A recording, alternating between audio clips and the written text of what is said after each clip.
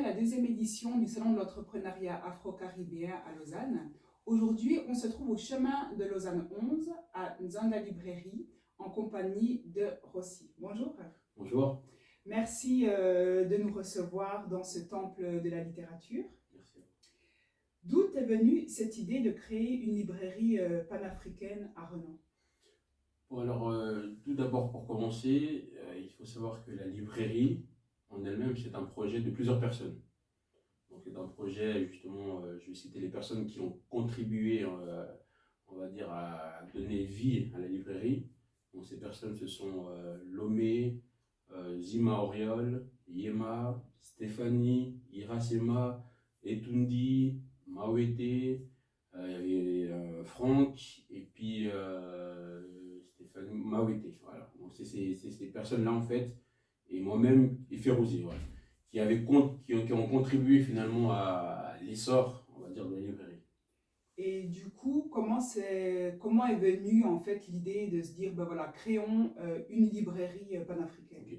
Ben alors, on s'est dit que finalement, il n'y avait pas d'endroit, si tu veux, pour qu'on puisse se rassembler et justement avoir des livres à côté, et puis même autre chose, mais qui entourent toujours, on va dire, l'actualité africaine. La première fois que je suis venue à la librairie, j'avais pas d'attente particulière, mais j'ai été franchement étonnée par la quantité d'ouvrages, par la diversification de tout ce qu'on peut trouver au sein de la librairie.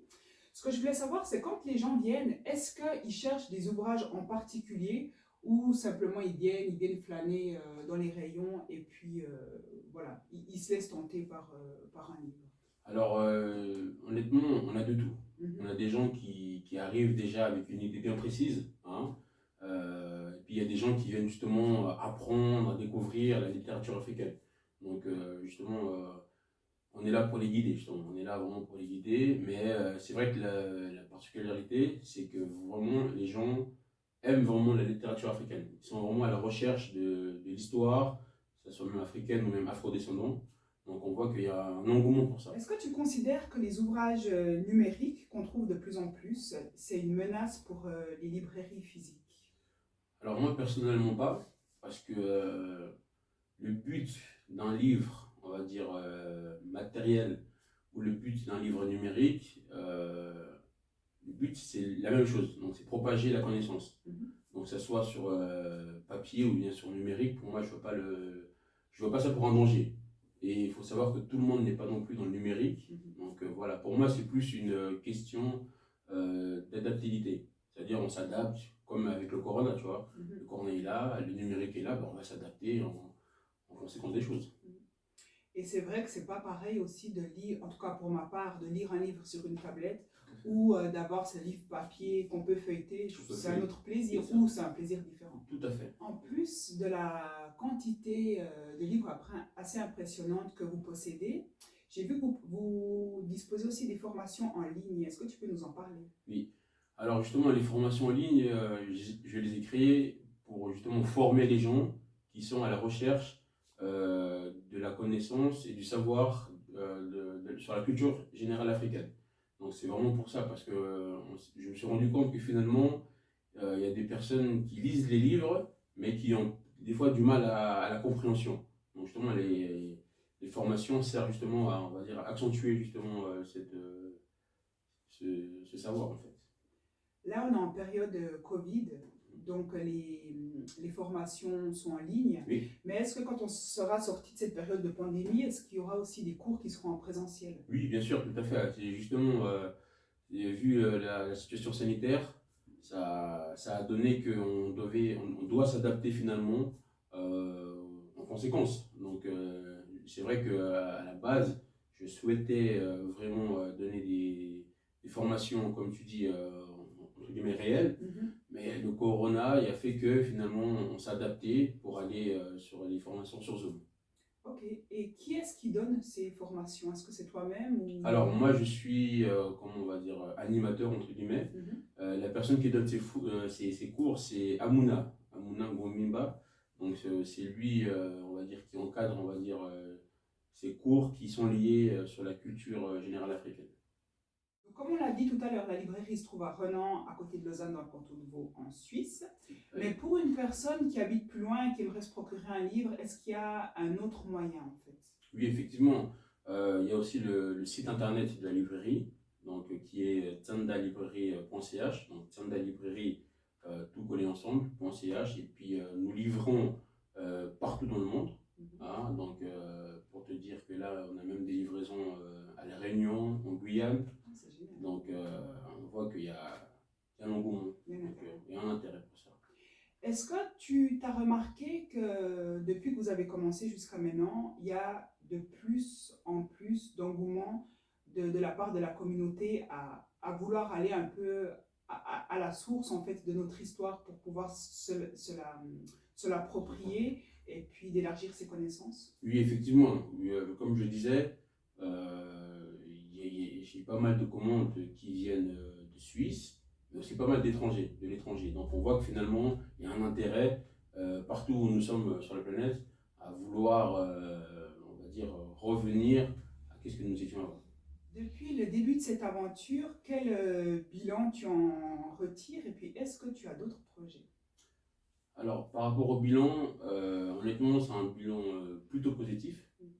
Comme j'ai dit tout à l'heure, c'est que on a des commandes qui vont jusqu'à La Réunion, jusqu'en Guyane. Donc forcément, ça fait plaisir. Hein.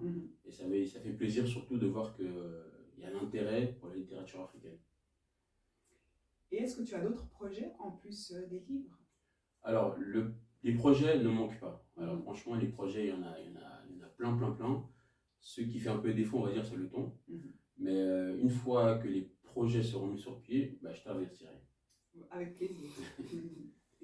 D'une entrepreneur, quel conseil est-ce que tu donnerais à une personne qui aimerait se lancer dans un projet entrepreneurial?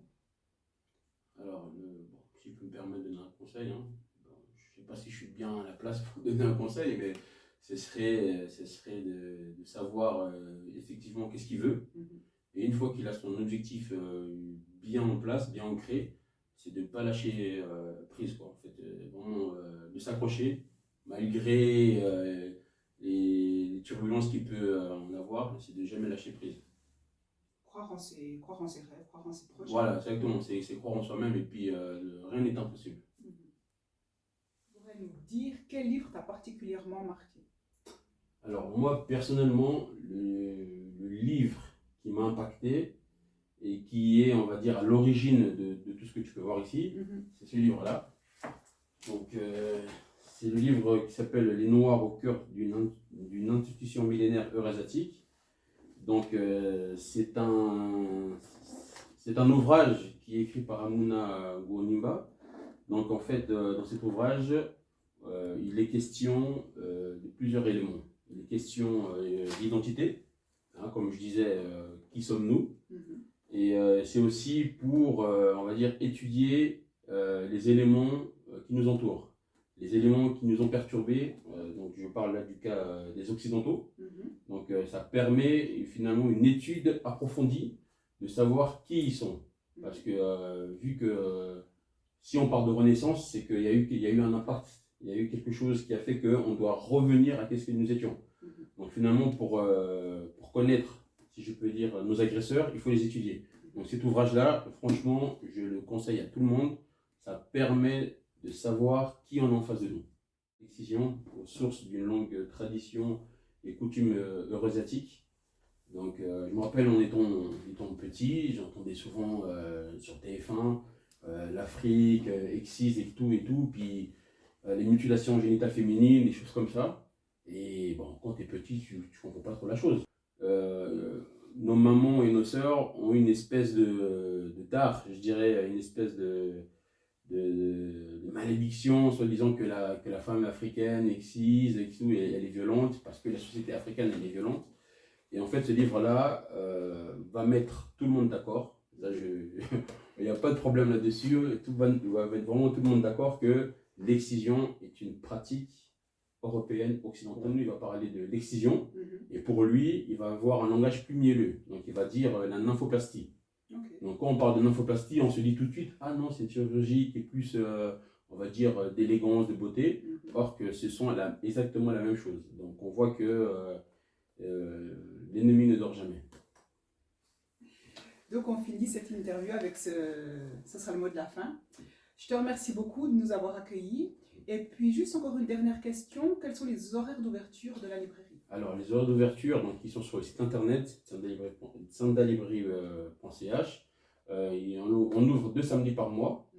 Donc là, samedi prochain, on va ouvrir de 16h à 21h. Donc on vous attend vraiment avec plaisir. Merci.